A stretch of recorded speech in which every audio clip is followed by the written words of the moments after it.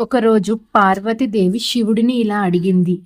ప్రభు, స్త్రీలు ఏ నెలలో పుడితే వారికి ఎలాంటి స్వభావం కలిగిన వారు భర్తగా వస్తారు అని. శివుడు చిరునవ్వుతో ఇలా వివరించాడు. మీరు జనవరిలో పుట్టినట్లయితే తమ పని తానే చేసుకునే స్వతంత్ర స్వభావం కలిగిన వాడు భర్తగా వస్తాడు.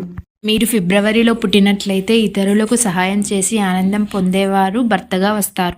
మీరు మార్చిలో పుట్టినట్లయితే వారి హృదయం ప్రేమతో నిండి ఎక్కువ ప్రేమించగలిగిన వారు భర్తగా వస్తారు. మీరు ఏప్రిల్లో పుట్టినట్లయితే కుటుంబాన్ని ప్రాధాన్యంగా చూసేవారు భర్తగా వస్తారు. మీరు మేలో పుట్టినట్లయితే తన అభిప్రాయం మీద తానే నిలబడేవాడు భర్తగా వస్తాడు. జూన్లో పుట్టినట్లయితే విద్య, జ్ఞానం, తెలివైన వారు భర్తగా వస్తారు. మీరు జూలైలో పుట్టినట్లయితే గర్వం కలిగిన వారు, ఎక్కువ ఓపికతో ఉండేవారు భర్తగా వస్తారు. మీరు ఆగస్టులో పుట్టినట్లయితే ధైర్యం కలవారు, నాయకత్వ లక్షణాలు ఉన్నవారు భర్తగా వస్తారు. మీరు సెప్టెంబర్లో పుట్టినట్లయితే బాధ్యత కలిగిన వారు భర్తగా వస్తారు. మీరు అక్టోబర్లో పుట్టినట్లయితే ప్రేమను ప్రాధాన్యంగా చూసేవారు భర్తగా వస్తారు. మీరు నవంబర్లో పుట్టినట్లయితే సహనంతో కూడిన వారు భర్తగా వస్తారు.